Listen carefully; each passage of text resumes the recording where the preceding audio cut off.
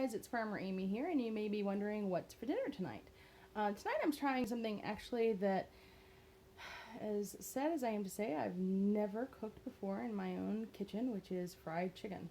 And one of the reasons why I haven't cooked fried chicken is because we just try to stay away from a lot of the heavy fried stuff. But recently I got this delicious, wonderful air fryer, which is, you may have seen me talk about previously.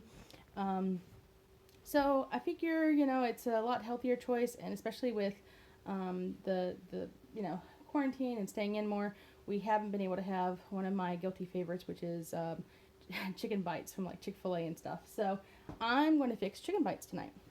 And what you'll see here is some chicken that's already cut up, and I'm just dusting this in some seasoned flour. I seasoned it with Old Bay seasoning.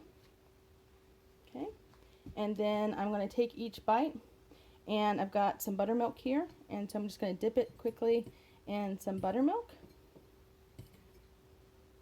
And then I am going to coat these with some Italian breadcrumbs, as well as like a mix of that with potato flakes. I've heard that makes a very crunchy chicken bite. So here you can see the pile that I've already fixed, and I'm getting ready to put into the air fryer. I'm going to put them into the air fryer for about 12 minutes on 350. You want to make sure you get them up to 165, so I'll check the internal temperature just to make sure that's right. But I'm going to pair that with some homemade baked beans and some vegetables as well. And that's what's for dinner tonight. So I will post some pictures for you as well of the finished product. But thank you for joining me on the Urban Farmstead. Stay healthy and stay safe.